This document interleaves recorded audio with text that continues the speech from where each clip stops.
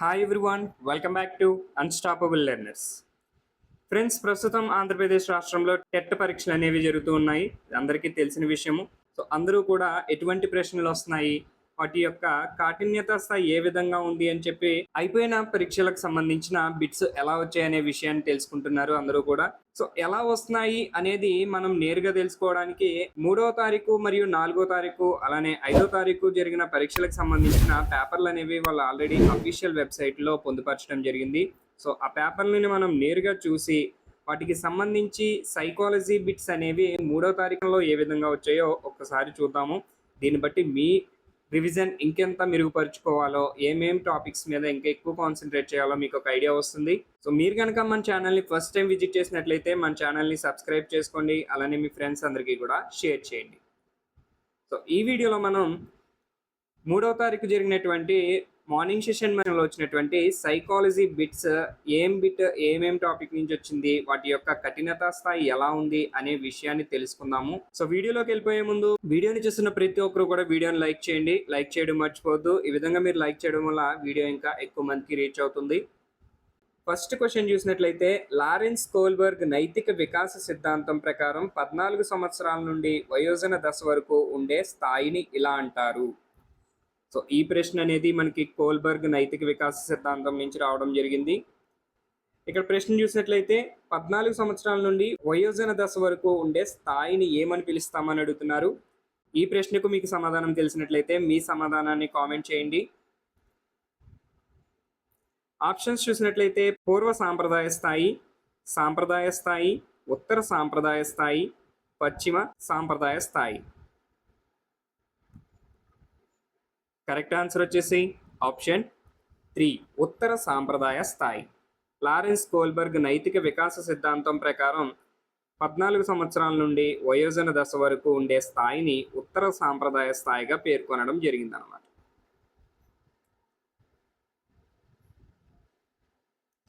Next question, క్రింది వానిలో ప్రవర్తనవాదాన్ని ప్రవేశపెట్టిన వారు.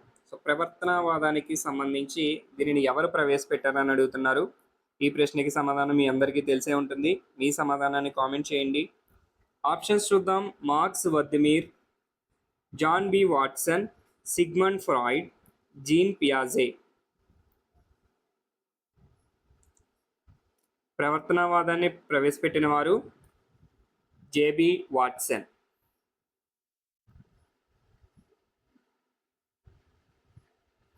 నెక్స్ట్ క్వశ్చన్ చూద్దాం.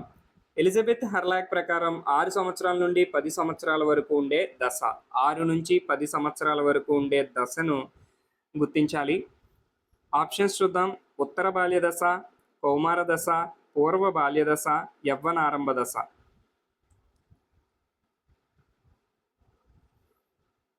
కరెక్ట్ ఆన్సర్ ఈస్ ఆప్షన్ 1, ఉత్తర బాల్య దశ. ఎలిజబెత్ హర్లాక్ మానవ వికాస దశల గురించి తెలియజేయడం జరిగింది. దానిలో భాగంగా 6 సంవత్సరాల నుంచి 10 సంవత్సరాల మధ్య ఉన్న వయస్సుని ఉత్తర బాల్య దశగా పేర్కొనడం జరిగిందనమాట.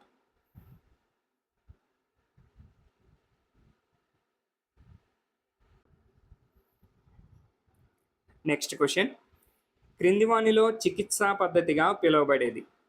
ఆప్షన్స్: ప్రయోగాత్మక పద్ధతి, సహసంబంధ అధ్యయనం, అనుదైర్ఘ్య పద్ధతి, వ్యక్తి అధ్యయన పద్ధతి. చికిత్సా పద్ధతికి మరొక పేరుని అడుగుతున్నారు. ఖచ్చితంగా మీ అందరికీ దీనికి సమాధానం తెలిసే ఉంటుంది. మీ సమాధానాన్ని కామెంట్ చేయండి. కరెక్ట్ ఆన్సర్ వచ్చేసి ఆప్షన్ 4, వ్యక్తి అధ్యయన పద్ధతి. చికిత్సా పద్ధతినే వ్యక్తి అధ్యయన పద్ధతి అని, క్లినికల్ మెథడ్ అని, కేస్ స్టడీ మెథడ్ అని పిలవడం జరుగుతుందన్నమాట.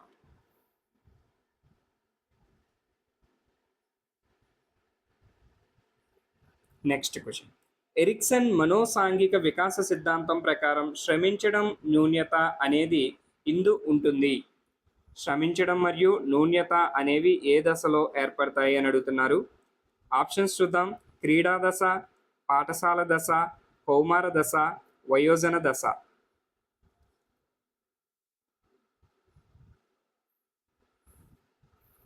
కరెక్ట్ ఆన్సర్ వచ్చేసి ఆప్షన్ 2, పాఠశాల దశ.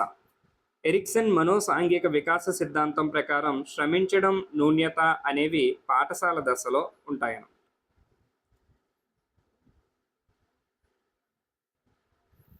నెక్స్ట్ క్వశ్చన్ చూద్దాం.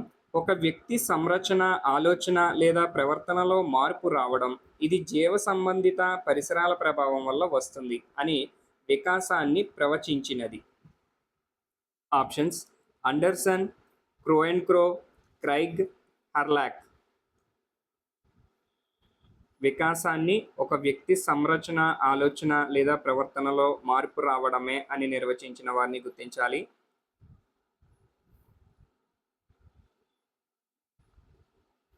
కరెక్ట్ ఆన్సర్ వచ్చేసి ఆప్షన్ 3, క్రైగ్.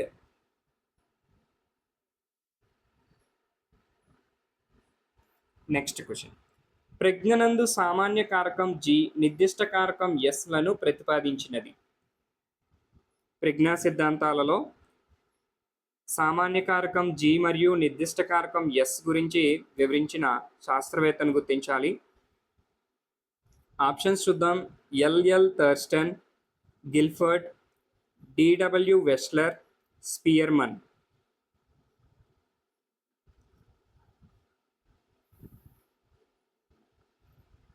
కరెక్ట్ ఆన్సర్ వచ్చేసి ఆప్షన్ 4, స్పియర్మన్. ప్రజ్ఞనందు సామాన్య కారకం జి, నిర్దిష్ట కారకం ఎస్ లను ప్రతిపాదించిన వారు స్పియర్మన్. నెక్స్ట్ క్వశ్చన్ చూద్దాం. ఒక వ్యక్తికి ఒక కృత్యం లేదా విషయం అతి ముఖ్యమనిపించే ఒక అనుభూతిని ఎలా పిలుస్తారు? ఆప్షన్స్ చూద్దాం. వైఖరి, అభిరుచి, సహజ సామర్థ్యం, ప్రజ్ఞ. ఒక వ్యక్తికి ఒక కృత్యం లేదా విషయం అతి ముఖ్యం అనిపించే అనుభూతిని ఏమని పిలుస్తారని అడుగుతున్నారు. ఈ ప్రశ్నకి మీ సమాధానాన్ని కామెంట్ చేయండి. ఈ ప్రశ్నకి సరైన సమాధానం వచ్చేసి అభిరుచి. ఒక వ్యక్తికి ఒక కృత్యం లేదా విషయం అతి ముఖ్యం అనిపించే ఒక అనుభూతిని అభిరుచి అని పిలుస్తారు.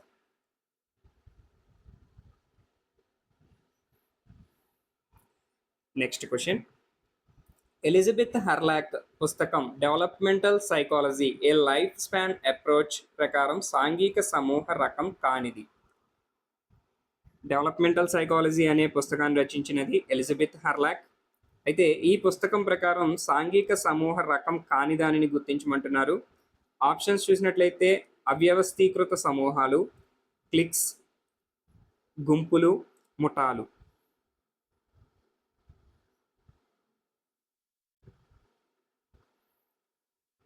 కరెక్ట్ ఆన్సర్ వచ్చేసి ఆప్షన్ 1, అవ్యవస్థీకృత సమూహాలు. అవ్యవస్థీకృత సమూహాలు అనేవి డెవలప్మెంటల్ సైకాలజీ అనే పుస్తకం ప్రకారం ఇవి సమూహ రకానికి చెందినవి కావన్నమాట. Next question. భగ్న ప్రేమికుడు కవిగా మారడం క్రింది రక్షక తంత్రమునకు చెందినది. ఆప్షన్స్: ప్రతిచర్య నిర్మితి, ఉదాత్తీకరణ, ఉపసంహరణ, విస్థాపనం. భగ్న ప్రేమికుడు కవిగా మారడం అనేది ఏ రక్షక తంత్రం అని అడుగుతున్నారు. మ్యాక్సిమం అందరికీ ఈ ప్రశ్నకి సమాధానం తెలిసి ఉంటుంది. మీ సమాధానాన్ని కామెంట్ చేయండి. కరెక్ట్ ఆన్సర్ వచ్చేసి ఆప్షన్ 2, ఉదాత్తీకరణ.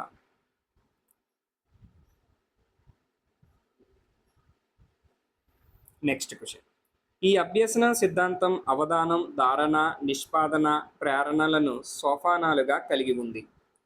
సో అవధానం, ధారణ, నిష్పాదన అనగానే మీకు దానికి సంబంధించిన అభ్యసన సిద్ధాంతం అనేది గుర్తొచ్చే ఉంటుంది. సో మీ సమాధానాన్ని కామెంట్ చేయండి.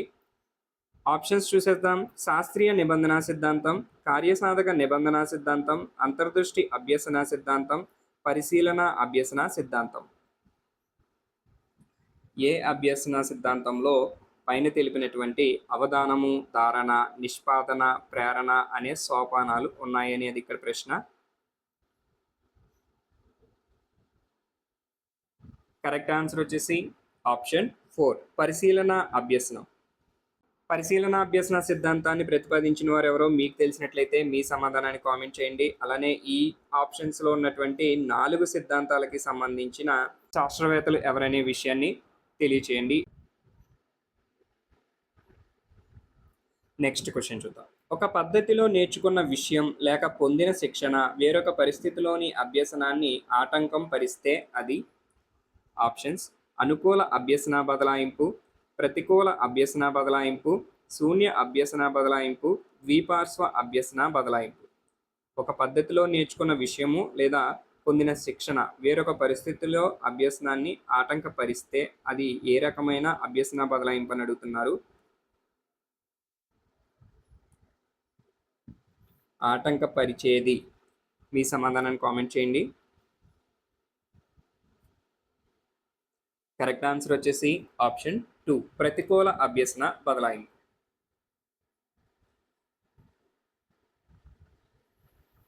నెక్స్ట్ క్వశ్చన్, నింద కంటే పొగడ్త, శిక్ష కంటే బహుమానం మంచి ఫలితాలు సాధించడానికి తోడ్పడతాయని పేర్కొన్నది. Options: Bernhard, Coleman, Hurlock, Murray. నింద కంటే పొగడ్త, శిక్ష కంటే బహుమానం.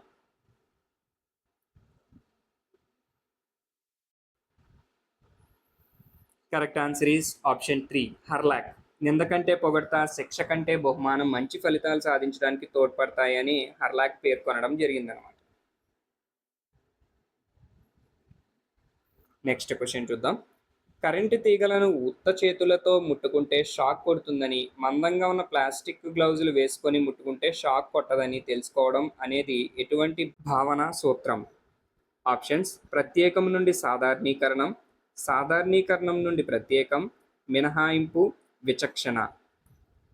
కరెంటు తీగలను ఉత్త చేతులతో ముట్టుకుంటే షాక్ కొడుతుందని, మందంగా ఉన్న ప్లాస్టిక్ గ్లౌజులు వేసుకొని ముట్టుకుంటే షాక్ కొట్టదని తెలుసుకోవడం అనే దానిని క్రింది వాటిలో ఏ విధంగా చెప్పొచ్చు అని అడుగుతున్నారు. కరెక్ట్ ఆన్సర్ వచ్చేసి ఆప్షన్ 4, విచక్షణ.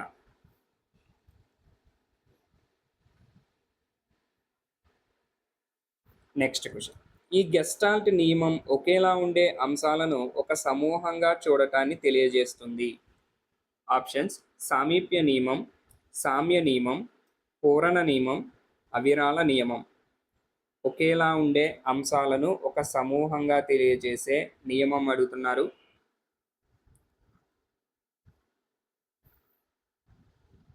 కరెక్ట్ ఆన్సర్ వచ్చేసి ఆప్షన్ 2, సామ్య నియమం.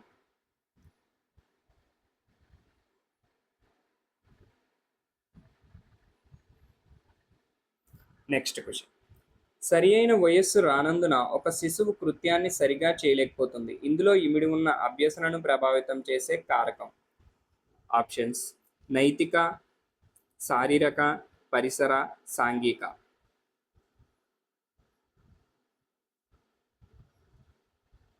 కరెక్ట్ ఆన్సర్ ఈస్ ఆప్షన్ 2, శారీరక. సరైన వయస్సు రానందున ఒక శిశువు కృత్యాన్ని సరిగ్గా చేయలేకపోతుంది అనమాట. ఇందులో ఇమిడి ఉన్న అభ్యసనను ప్రభావితం చేసే అంశము లేదా కారకం ఏంటి అంటే శారీరక కారకం. నెక్స్ట్ క్వశ్చన్, క్రింది వానిలో మానసిక చలనాత్మక రంగానికి చెందనిది. ఆప్షన్స్: ప్రతిస్పందించడం, సునిశితత్వం, శీలస్థాపన, అవగాహన. మానసిక చలనాత్మక రంగానికి చెందిన దానిని అడుగుతున్నారు, చెందినది గుర్తించాలి. కరెక్ట్ ఆన్సర్ వచ్చేసి ఆప్షన్ 2, సునిశితత్వం.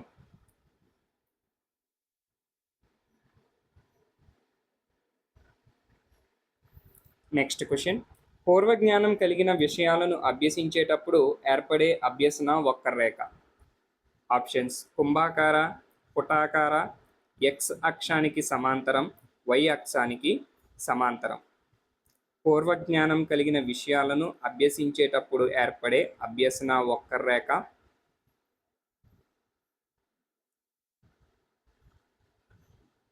కరెక్ట్ ఆన్సర్ వచ్చేసి ఆప్షన్ 2, పుటాకార అభ్యసన వక్రరేఖ.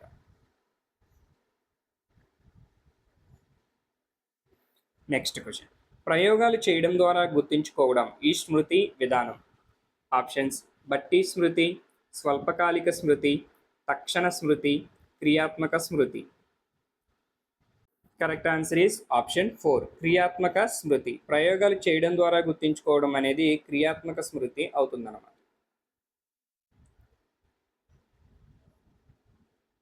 నెక్స్ట్ క్వశ్చన్, ప్రతి అభ్యాసకుడు అభ్యసన అంశాలను తనదైన ప్రత్యేక విధానంలో నేర్చుకుంటాడు. దీనిని ఇలా అంటారు. ఆప్షన్స్: అభ్యసన సంసిద్ధత, అభ్యసన శైలి, కాంక్ష స్థాయి, సాధన, ప్రేరణ.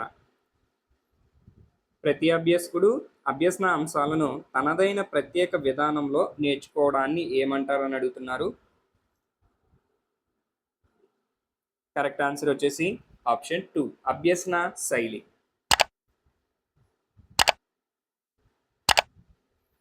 నెక్స్ట్ క్వశ్చన్, నెటిక్వేట్స్ అనగా ఆప్షన్స్ ఆన్లైన్ గేమ్స్ లేదా అంతర్జాల ఆటలు, అంతర్జాల మంత్రణం, అంతర్జాల మార్గదర్శకత్వం, అంతర్జాల వినియోగంలో పాటించవలసిన నియమాలు.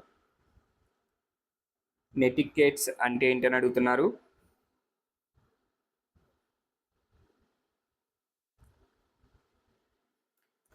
కరెక్ట్ ఆన్సర్ వచ్చేసి ఆప్షన్ 4, అంతర్జాల వినియోగంలో పాటించవలసిన నియమాలను నెటిక్వేట్స్ అని పిలవడం జరుగుతుంది.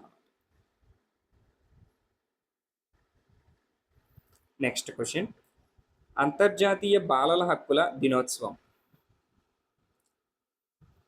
Options November 14, November 20, November 23, November 18.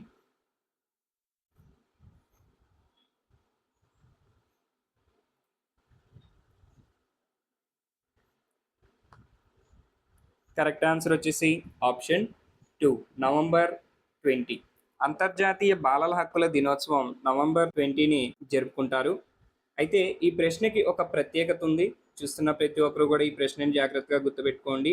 ఈ ప్రశ్న ఆల్రెడీ మనం ప్రీవియస్ బిట్లో వచ్చినది అని చెప్పి మన వీడియోలో డిస్కస్ చేసుకోవడం జరిగింది. ఇది టెట్ ఎగ్జామ్స్ ప్రారంభమైన మొదటి సెషన్ అయినటువంటి 3వ తారీఖు సంబంధించిన పేపర్లో ఈ బిట్ ఇచ్చారు. అలానే నిన్న మధ్యాహ్నం అంటే 6వ తారీఖు ఆఫ్టర్నూన్ సెషన్లో కూడా ఇదే బిట్, సేమ్ బిట్ రిపీట్ కావడం జరిగింది.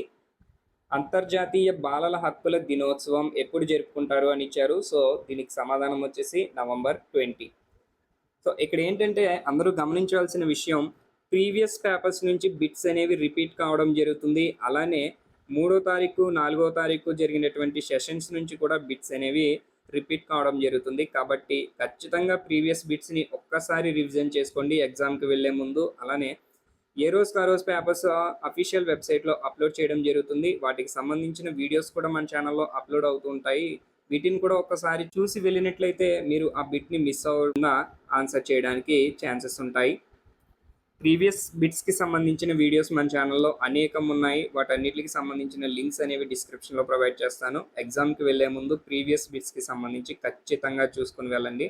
ఆల్రెడీ 3 డేస్ ఎగ్జామ్స్ రాసిన వాళ్ళలో కొంతమంది కామెంట్స్లో ప్రీవియస్ బిట్స్ రిపీట్ అవుతున్నాయి, మన వీడియోలో డిస్కస్ చేసుకున్న బిట్స్ అనేవి రిపీట్ కావడం జరిగింది అని చెప్పి కామెంట్ చేస్తున్నారు. కాబట్టి ఈ వీడియోస్ని మీరు జస్ట్ ఒక్కసారి ఫాస్ట్ మోడ్లో పెట్టుకుని చూసినా సరే ఒక్కసారి ప్రతి బిట్ని చూసి గుర్తుపెట్టుకోండి.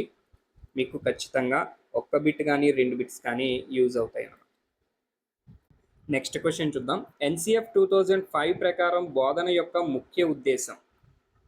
ఆప్షన్స్ జ్ఞాన నిర్మాణం, పాఠ్యాంశాలు పూర్తి చేయడం, సాంకేతిక నైపుణ్యాల పెంపుదల, ఇంటి పనిని ఇవ్వడం.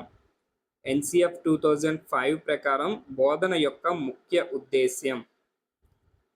మీ సమాధానాన్ని కామెంట్ చేయండి. కరెక్ట్ ఆన్సర్ వచ్చేసి ఆప్షన్ 1, జ్ఞాన నిర్మాణం. NCF 2005 ప్రకారం బోధన యొక్క ముఖ్య లక్షణం ఏంటంటే జ్ఞాన నిర్మాణం.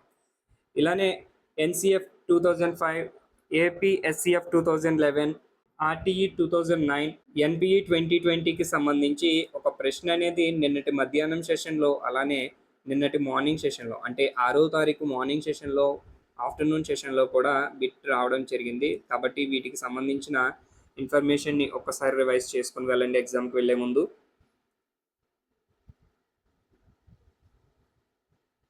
నెక్స్ట్ క్వశ్చన్ చూద్దాం. RTE 2009లో సెక్షన్ల సంఖ్య. Options 30, 45, 38, 35. Correct answer is option 3, 38. RTE 2009లో మొత్తం 38 సెక్షన్లు అనేవి ఉన్నాయన్నమాట. Next question. NEP 2020 ప్రకారం విద్యా స్థాయిలు. ఆప్షన్స్ 10+2+3, 5+3+3+4, 5+3+5+3, 5+4+4+3.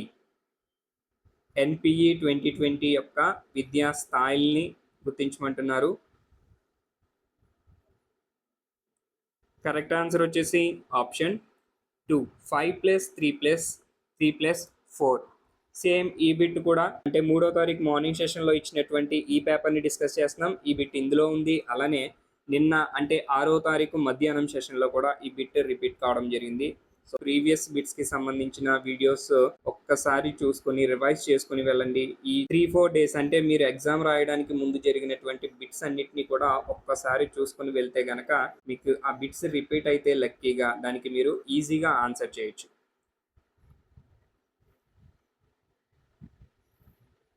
నెక్స్ట్ క్వశ్చన్ చూద్దాం. ఈసీసీఈని విస్తరించుము.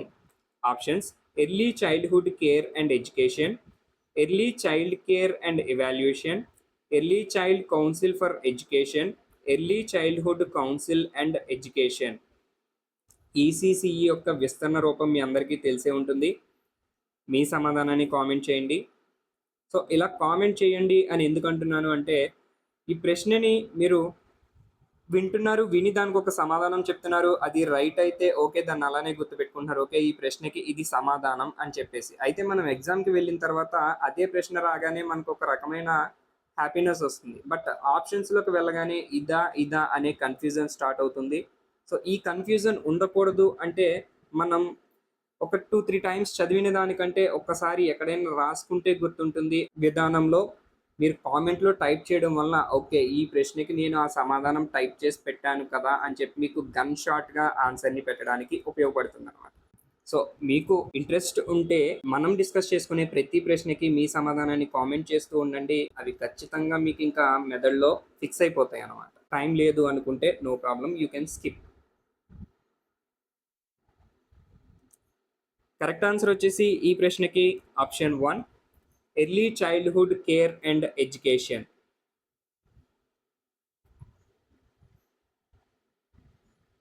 Next question. స్వయం అనే కార్యక్రమాన్ని నడుపుచున్న సంస్థ. Options: ministry of human rights, ministry of education, NIVO, RIE.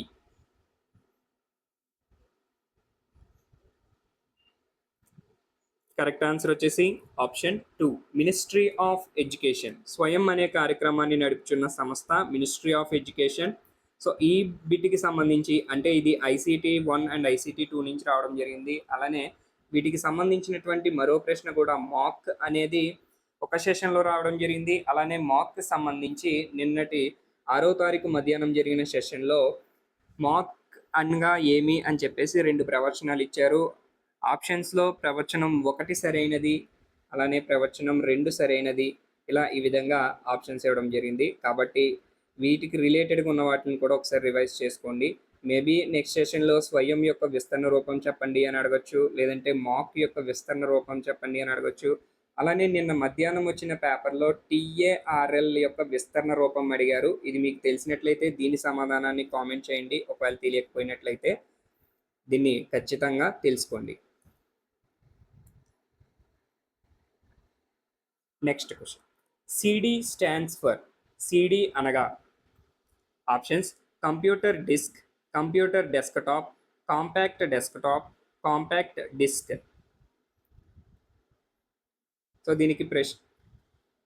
దీనికి సమాధానం మీ అందరికీ తెలుసు. CD అనగా compact disc. Option 4 is correct answer.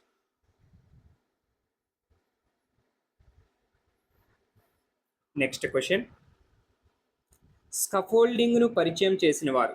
Options: Skinner, Bandura, Vygotsky, Thorndike.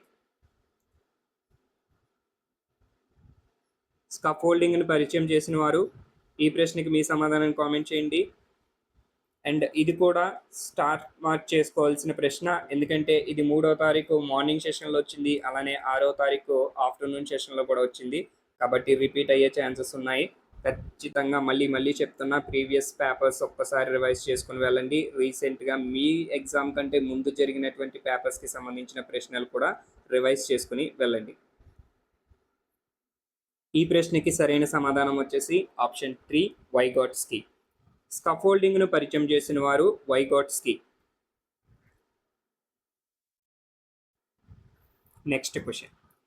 Apex అనేది క్రింది దానికి ఉదాహరణ. ఎపెక్స్ అనేది దేనికి ఉదాహరణ? ఆప్షన్స్ చూద్దాం. Blog, Google class room, Twitter, forum.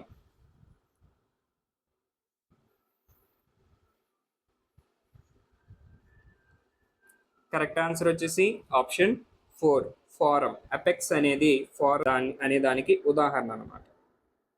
So friends, చూశారు కదా, ఈ వీడియోలో మనం టెట్ 2024 జులైలో జరిగినటువంటి 3వ తారీఖు జరిగిన మార్నింగ్ సెషన్కి సంబంధించి సైకాలజీ బిట్స్ని డిస్కస్ చేశాము. చూశారు కదా, ఈ వీడియోని మీరు పూర్తిగా చూసినట్లయితే ఈ ఒక్క 30 బిట్లలో నుంచే నెక్స్ట్ ఇదే సిరీస్లో జరిగినటువంటి 6వ తారీఖు మధ్యాహ్నం పేపర్లో గన్ షాట్గా 4 బిట్స్ రావడం జరిగింది. ఆ 4 బిట్స్ని కూడా నేను మీకు మార్క్ చేసి చూపించాను. అంటే దీన్ని బట్టి అర్థం చేసుకోవచ్చు, ఇప్పుడు జరుగుతున్నటువంటి పేపర్లలో నుంచి కానీ లేదంటే గతంలో జరిగినటువంటి పేపర్లలో నుంచి కానీ బిట్స్ అనేవి తరచుగా రిపీట్ అవుతున్నాయి. మీరు వాటిని రివైజ్ చేసుకుని వెళ్తే ఈజీగా ఆన్సర్ చేయొచ్చు.